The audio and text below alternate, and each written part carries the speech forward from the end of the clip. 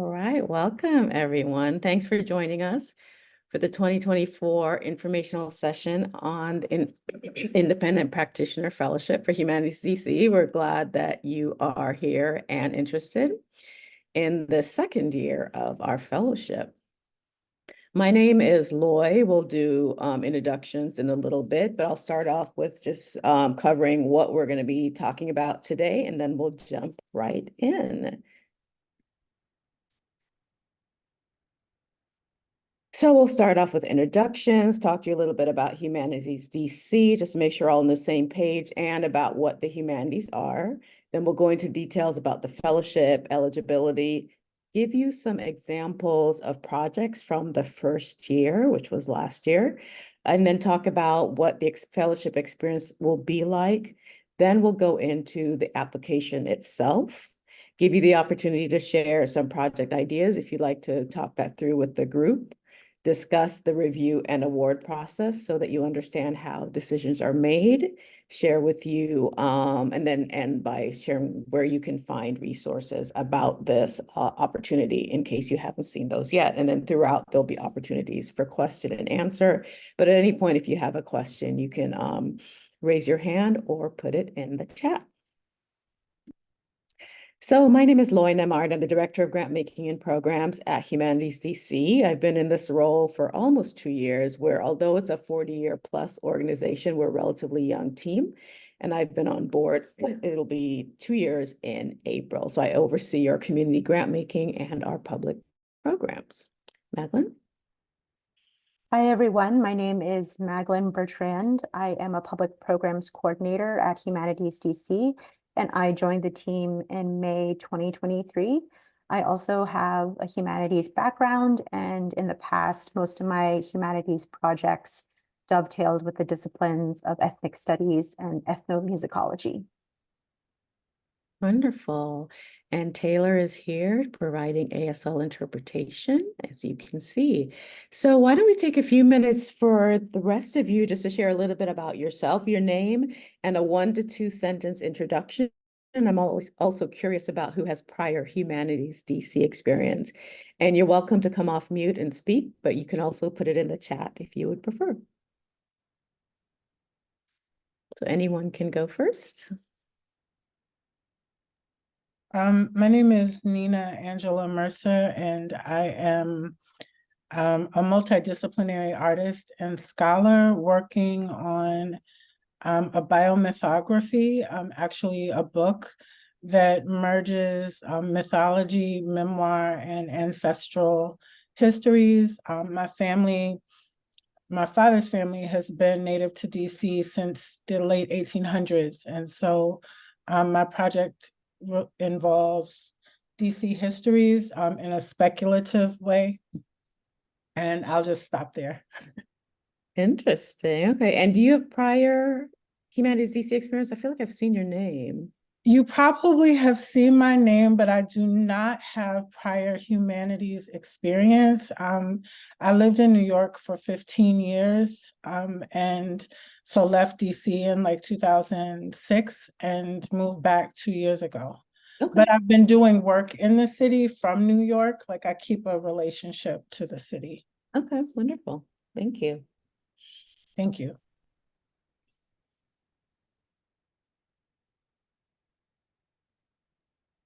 Hi, my name is Ashley Greenfield. I'm a native Washingtonian, and I have had a prior Humanities DC experience. I was just in the journalism program, and I received this email, and there's so many things that I wanted to talk about that go on in the city. My father and my mother are also native Washingtonians. My father came through the Great Migration, so there's just so much history here, especially as a mixed race woman.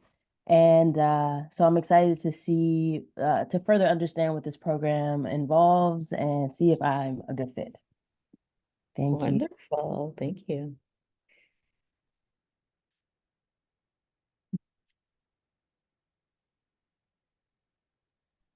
Are we just jumping in? Should I just jump in? Is that the idea? Sure, go ahead. I wasn't sure. I'm sorry. I had a snafu finding the Zoom link, but thank you, Meglin, for sending that. Yeah, I'm Courtney Sexton, and I've lived in DC since 2009. So most of my adult life here. And um, prior Humanities DC experience has been through the organization that I've co-founded, the Interloop. We're a literary arts organization focused on writers in the DC area from DC with connections to DC. And so it's been really great working with Humanities DC through that, and just looking forward to learning more about the fellowship program and continuing to engage. Wonderful. And Tracy, I think you're about to go next. Yes, good morning or good afternoon, everyone. I am a DC writer, and I also do a lot of convening of writers in DC, and I'm looking to explore Zora Neale Hurston's language and apply it to the dialect of and sound of DC. Interesting. We have a culture series program coming up that's all about DC dialect language, so you might find that interesting. Thank you.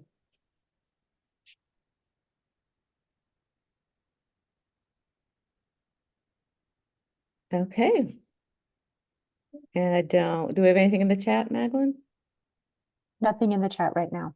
Okay, so then we will move on. So Humanities DC, it sounds like there's some familiarity with our organization. We're one of 56 state councils supported by the National Endowment for the Humanities, with a goal to ensure the humanities are available to everyone. So we believe in helping everyone connect to DC and deepen their relationship with DC through sharing stories, fostering intellectual stimulation, and promoting cross-cultural understanding. And there are two main ways that we fulfill that mission: through our community-informed grant making and through engaging all residents through public programming. And our fellowships fall under public programming. So about our grant making briefly, we invest in local scholars, experts, and organizations. Community members, as opposed to staff, read and assess the application. So you're all welcome to apply to be reviewers. This year, we expect to award about $1 million in grant funding across 6 grant programs, and hopefully that should result in about 62 grants. Cycle 1 is open right now, and those are programmatic grants, and it closes on February 20th. And cycle 2 opens in March, and that focuses on organizations, humanities-based organizations. Those are capacity building and general operating support grants. So to talk briefly about our public programs, you can get if any of these catch your interest, there's lots of information on our website about them, or you can follow up with us afterwards. Our DC Oral History Collaborative is a partnership with the DC Public Library, and that's about helping residents to use oral history, so recording interviews with other residents to document, preserve, and celebrate the history of DC communities. It's a great partnership and a great opportunity that provides training. Whether you get a grant or not, you can participate in training, and the oral histories that are collected are saved in the People's Archive, which is housed at the MLK Public Library. Culture Series is our monthly gatherings, which is the opportunity to share humanities scholarship or expertise with the public in an informal setting that takes place usually on a Thursday, often at Busboys and Poets, but not necessarily. Our Porch Tales podcast, we're about to launch season 3 in September, and these are deep dives into a particular aspect of DC's culture, history, and people. The first 2 episodes are first 2 seasons rather, are available wherever you get your podcasts if you want to check those out.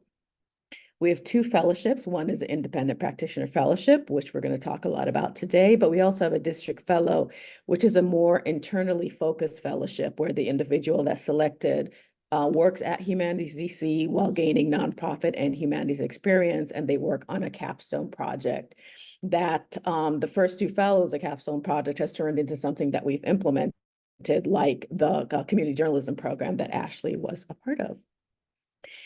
Community journalism programs, the Journalism 101 workshop series, like the Independent Practitioner Fellowship. It was piloted last year and then continuing this year.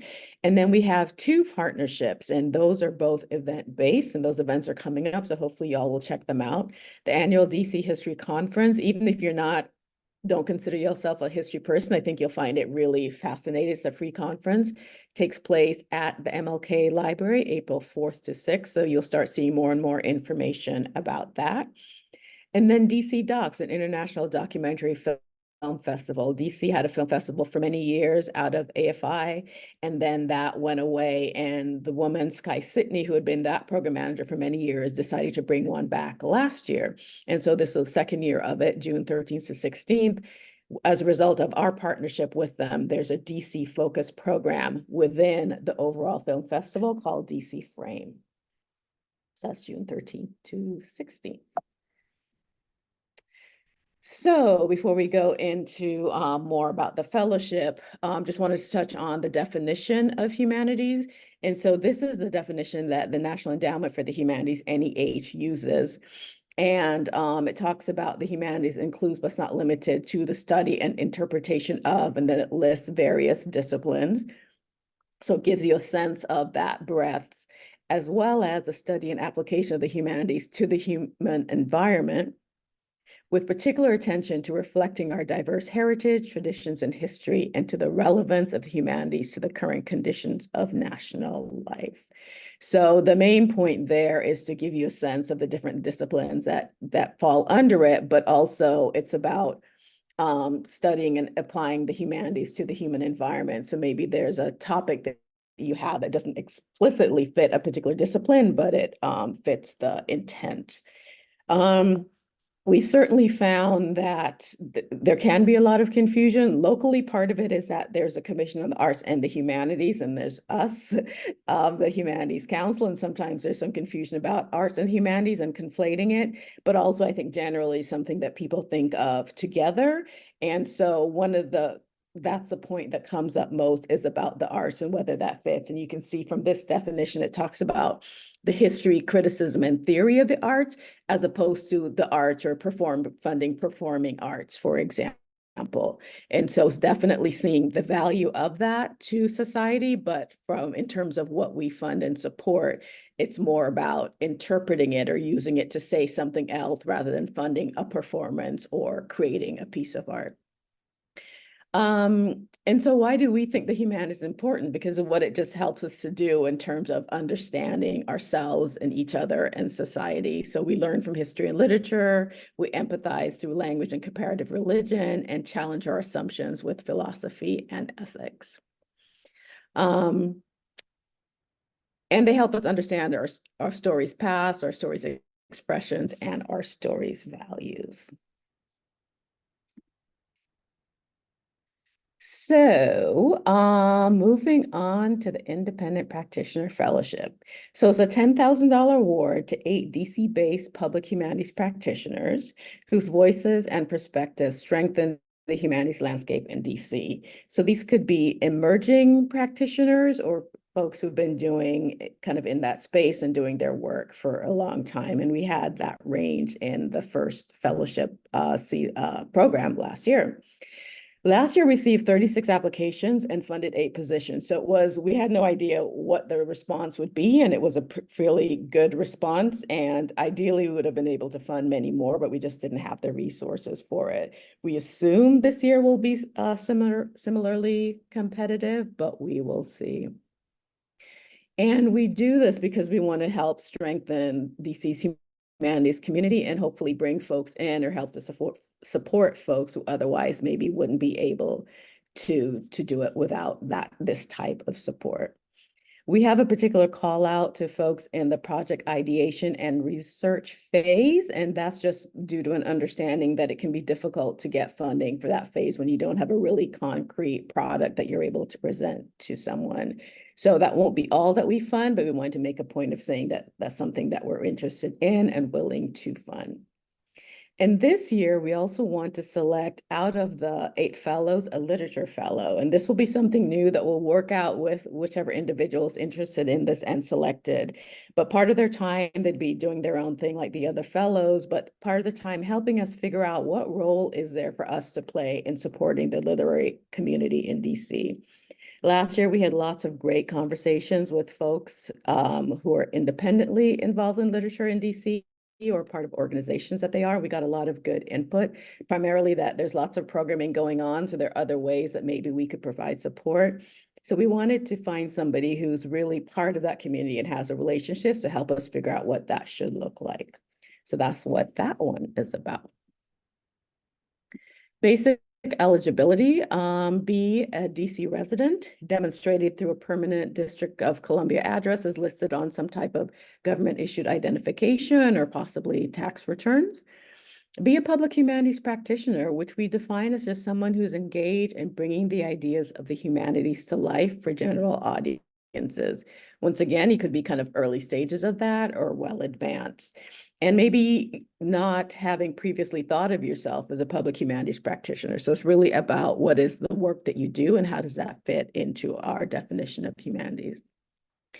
Be at least 18 years of age and be able to obtain a certificate of clean hands from DC. If you haven't had to do that before, it's a really simple process. You just go on their website and find out what the result that you get. And basically that shows that you don't owe DC any significant amount of funds. So that's all that is about. It's a really simple process.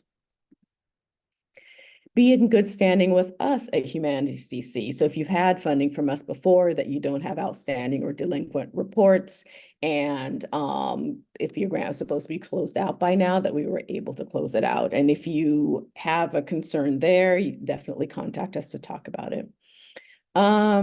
Just from the perspective of wanting to spread out our funding as much as possible, you shouldn't be an individual grantee of Humanities DC during the period of the fellowship. So you could be with an organization that has a grant to do organizational work, but you yourself as an individual shouldn't have a grant from Humanities DC during the same period of time. And because this is funded through our NEH grant, you shouldn't have received federal funds for the same or overlapping project period and purpose as this request. And then also because of this is a federal grant that we're using for this, you shouldn't have an exclusion record on sam.gov. And basically that's equivalent of the DC clean hand. So you going on that website is going to show whether or not you owe the federal government funds.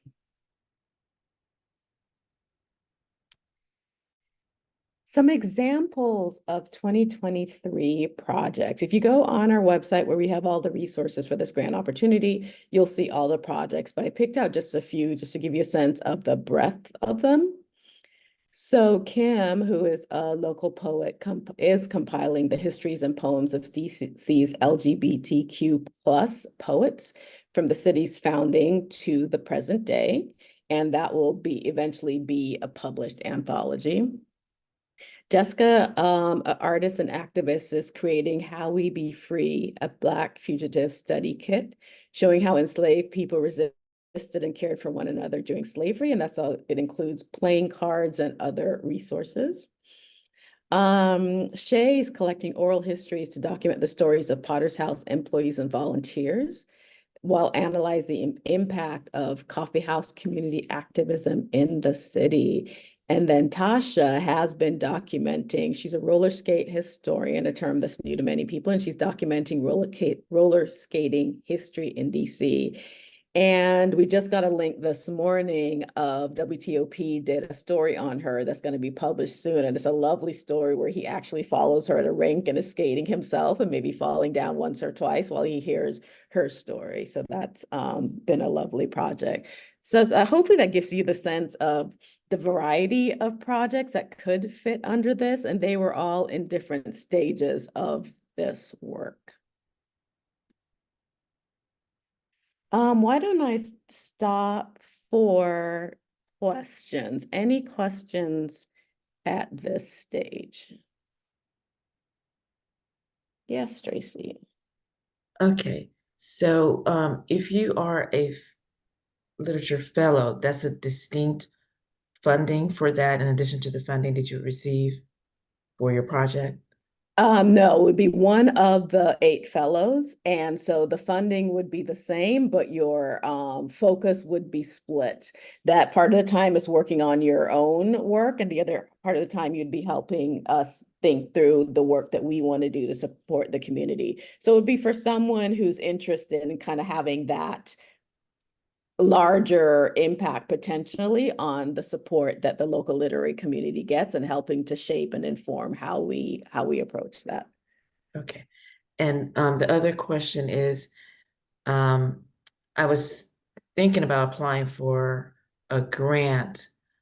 Would it be possible to do that and then make a choice, or does that hurt you if you apply for both? Because It doesn't hurt you. It's just that the timing is challenging. I don't have the dates in front of me, and Magdalene, I don't know if you recall, but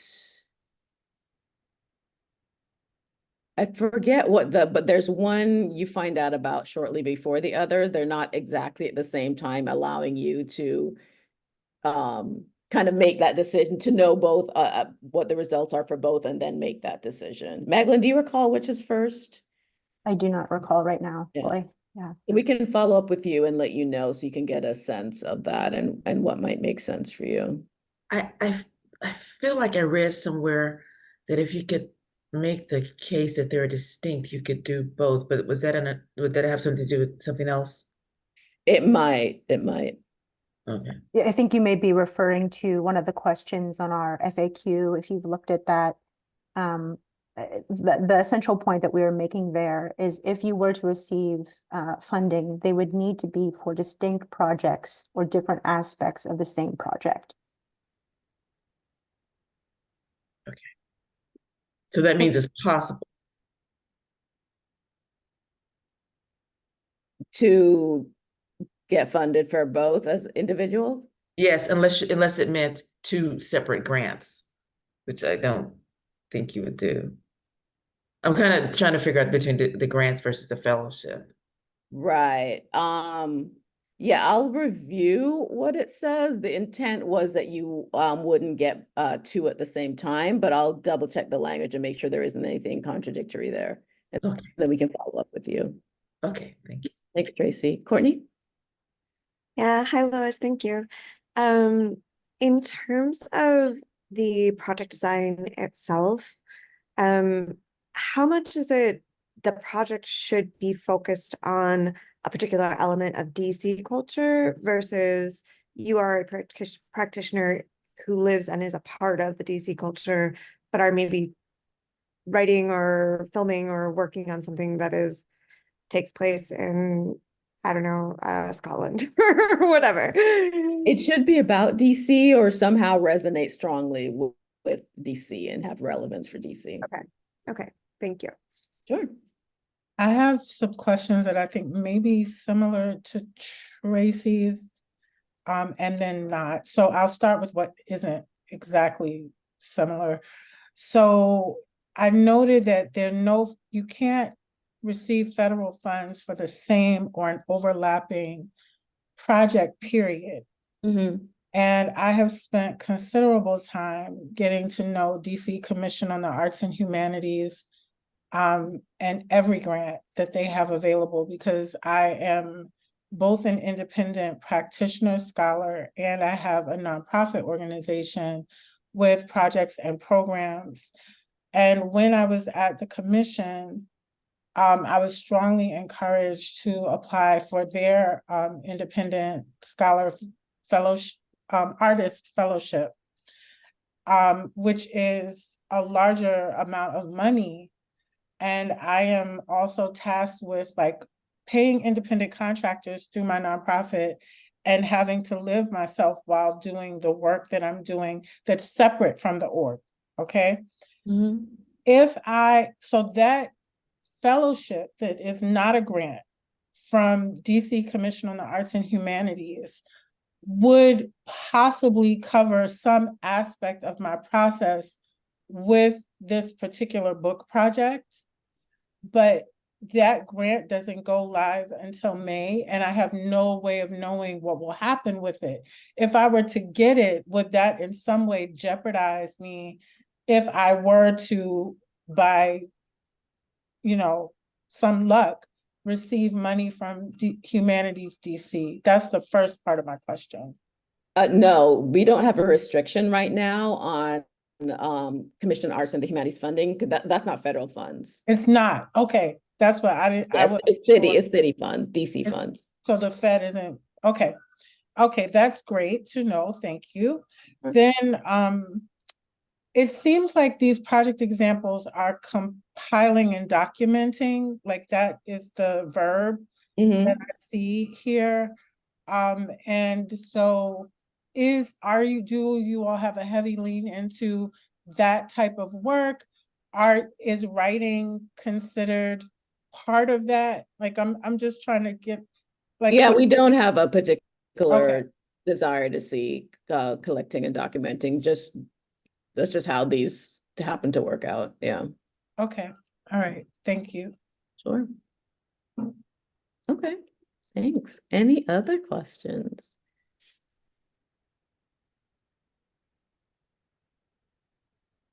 So we will move on. So the fellowship will start on April 15th. We'll start off with an orientation meeting, which I was thinking about the 15th as tax day, so maybe that's not a great day to have that first meeting if folks are trying to, like many of us are doing things like last minute, but it'll be somewhere around then. There'll be monthly gatherings for professional development and peer support. In the first year, we did gatherings every 2 months, but we got feedback from the fellows that although that was kind of their inclination at the beginning, they wish that we had met monthly.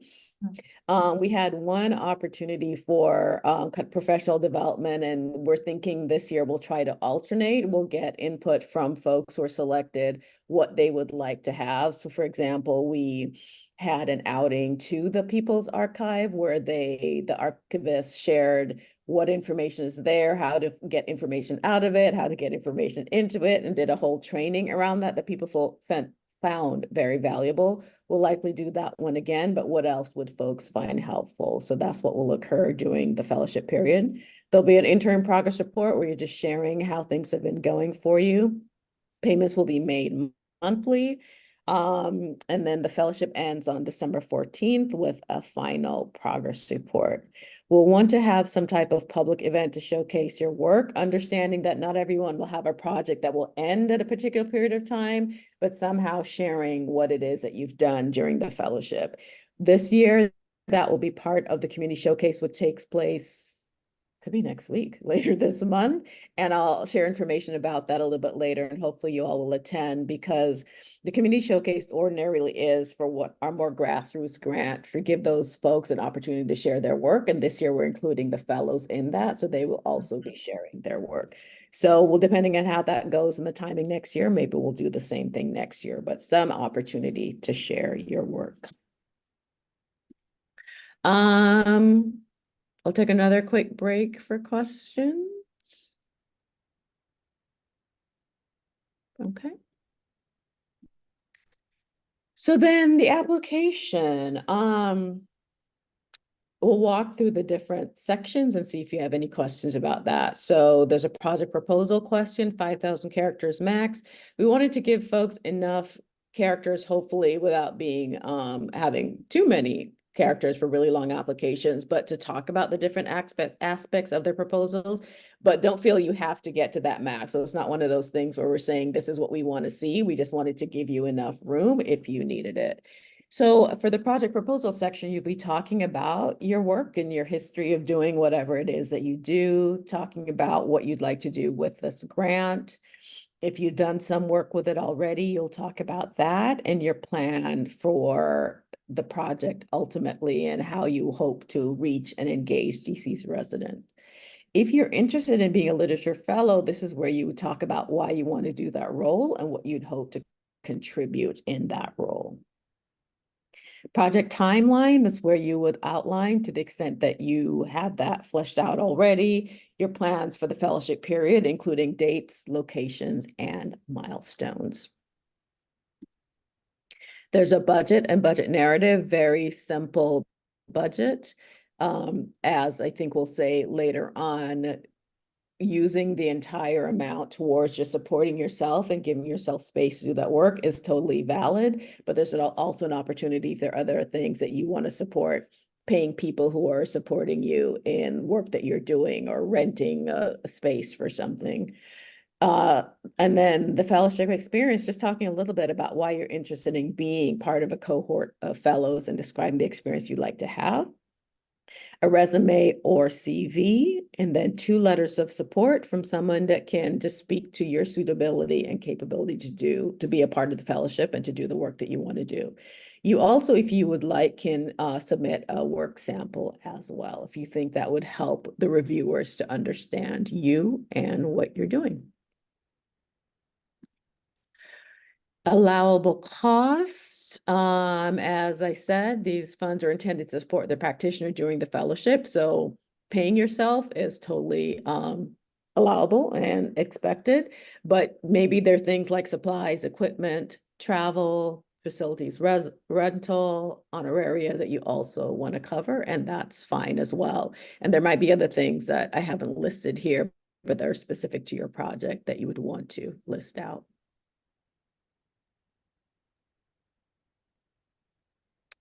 Funding restrictions, as I mentioned, these are federal funds. So the first 4 bullets you'll see with most federal funding. So the things you can't do is promote a particular political, religious, or ideological point of view, advocate for particular social or political action, support specific public policies or legislation, or otherwise lobby.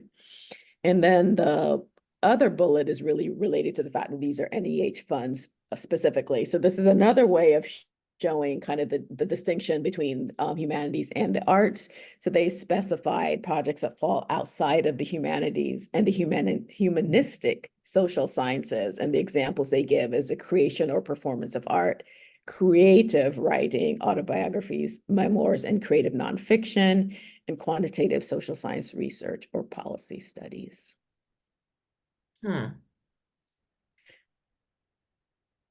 Yeah, I know that's a little tricky and it takes some thinking about, okay, so where is that line? But hopefully that's helpful, gives you something to think about, and we can chat more about it. Okay, so kind of given that Lloyd, I think we have another question I'm in the chat. looking at that. Wouldn't an arts review and commentary of happenings in DC? Not as you describe it there. I mean, just providing a review of the arts. Arts criticism certainly falls under, and that's one of the specific disciplines listed by NEH, but just doing an arts review, I don't think that would follow, or just commentary. But I don't know if you mean, if there's a little bit more to what you're thinking than that. Nina? Yeah, like that just made me go, ah, but not totally. So I also sat in the session for the cultural heritage grant. And so the way that I was thinking about approaching that one feels very similar to this one. Is like, for example, if I am researching, right, and then pulling all of that research together, is like, if I'm pulling research together for a book project, but I have a public facing element of it such that I have monthly or bi-monthly gatherings, community conversations, maybe where I'm sharing information and create a website that where like some of the information that I've collected can live for the public. That's how maybe you could pivot a project that is writing, but also can have a public facing component. Am I like, I'm Yeah, not I think yeah. I think there's potential there for what you're doing with the work and how you're using it to say something about DC and how you're engaging folks in conversation. I think there's definitely some potential there. Okay. All right. I had the similar question when I saw that, because I want to speak about Jornal Hurston's use of dialect, how we should appreciate DC's use of dialect, but I also want those that are learning to be able to apply it in a short story or a poem, and that be part of something that is in the archives. Mhm. So do I cut it off before the point of the creation of using the knowledge that they have gained? Mhm. It's kind of gray, isn't it, or not? Yeah. And I could do a one-on-one, and you could take a closer look at that. Yeah. So your Like work is about, that's the third component of it. Mhm. Yeah, so the question is about that last piece. If part of your fellowship is actually doing those courses, is that what you're thinking? Well, it's the teaching of Zora, the teaching of about dialect, and then the demonstration of it. Right. Yeah, let me think about Combining the first two for the student to then to create a work. Right. Right. Yeah. Yeah, let's definitely chat about it a little bit more. There's definitely a lot there that seems appropriate, but I can see what you're saying about wondering about that other piece. So let's talk about what that might look like. Jen, so just to clarify, this is intended more for research than it is for events. Yeah, I guess, well, research, practice in your particular area. And part of this might be then, figuring out how to bring it to the public, because we're all about the public humanities. So events in that sense would be totally appropriate. Oh, okay. Okay, so that could be included in addition to the sort of the research process. It could also be the public facing events. Yeah, and we're open to how you might talk about what your work is and what you want to use the fellowship period for. Okay. Oh, excellent. Thank you for that Okay. clarification. Courtney. Yeah, this is kind of in line with on the line of things, but specifically geared toward the role of the literature fellow. I mean, creative writing and creative nonfiction and all of those genres of writing that are excluded would fall under the realm of supporting literature. So how does that work? The fellow will be helping us figure out what role that we should play in supporting the literature, the literary scene in DC, whether it's a partnership with an organization or what that might look like. Okay. But like inherently, the literature scene includes creative writing. Yeah, it does include that. Yeah, Okay. but we definitely wouldn't be able to exclusively Okay. focus on that. Okay. Yeah. Like one of the fellowship projects was, about poetry and collecting poets, the work of poets in DC. Mm-hmm. Okay, so I'm sorry. Oh, no, go ahead. So when they collected the poems, how did they show that to the public? She hasn't yet. Ultimately, it's supposed to be published. A published work is what she ultimately wants to do with it. So sharing with the public, these individuals who've been writing poetry since the beginning of DC. And part of her process and part of her work is identifying who is considered that falls into this category of LGBTQ plus poets, some of whom wouldn't have been considered that in their day, or maybe there was no discussion about that. So that's all part of her process as well. But ultimately, she is hoping to publish it. And so you can have funds for, like, maybe as I was saying, the three prongs, get funding for the first two, and then go on your own and create something else. Yeah. And that that would not be tied to DC Humanities per se, but That's the true. But basis of it. in her case, since it's I can see how it would seem like a little bit of a fine line, but it wasn't her book of her poetry. Right. So The that would be a publishing. distinction in her case. Yeah. Right. And certainly my plan is to have residents Right. the work. So I guess, like you said, we'll talk about it. These are good questions and helping us think about this, definitely. I think.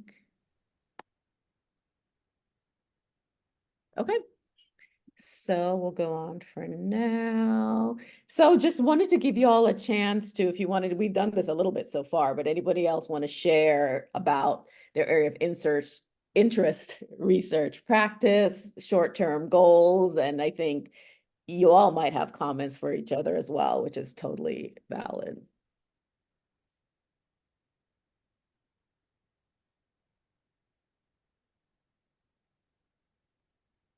Any more discussion? We certainly got some I good. want to meet so many of you, and I want you to come read at the interloop.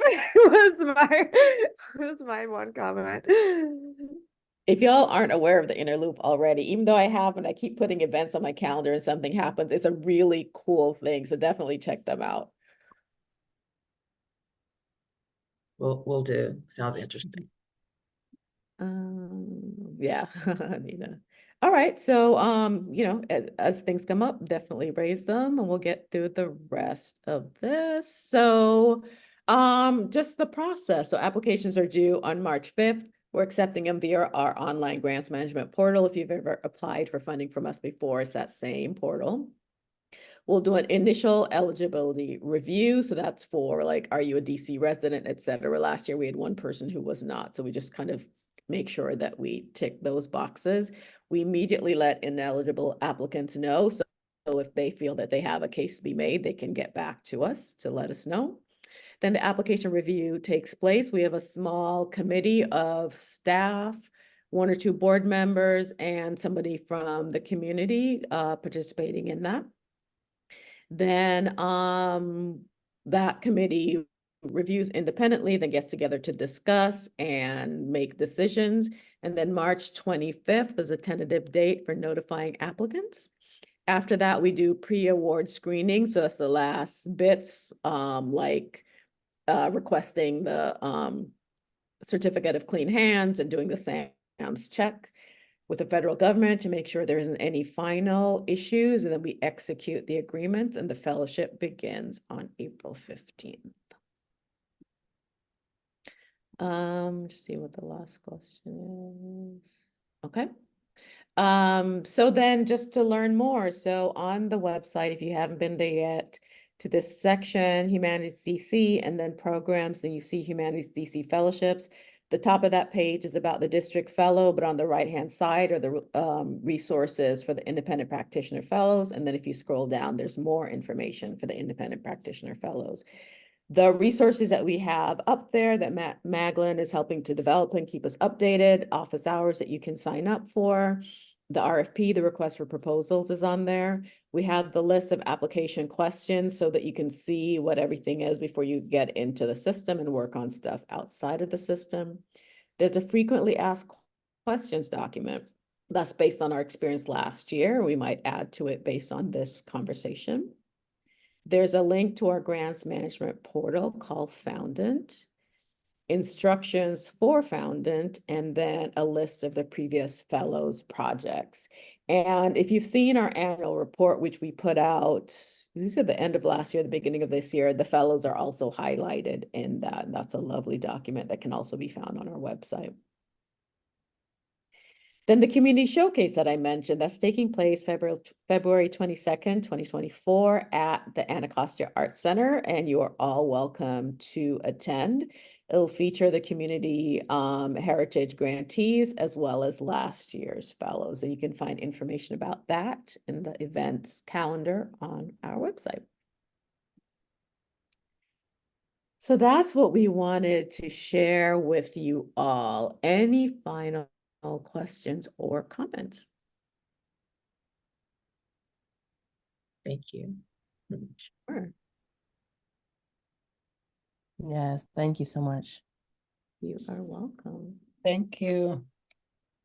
So yeah, let us know if you have any questions, reach out at any time. You can reach us at programs@humanitiesdc.org. That goes to both me and Maglin. And as we said, we have office hours that after you give stuff some thought, if you want to sign up, the link on the website is there. We will share this presentation with everyone who signed up, as well as, and we'll put the recording on the website as well. Thank you. Thank you all. Thank you. Take care.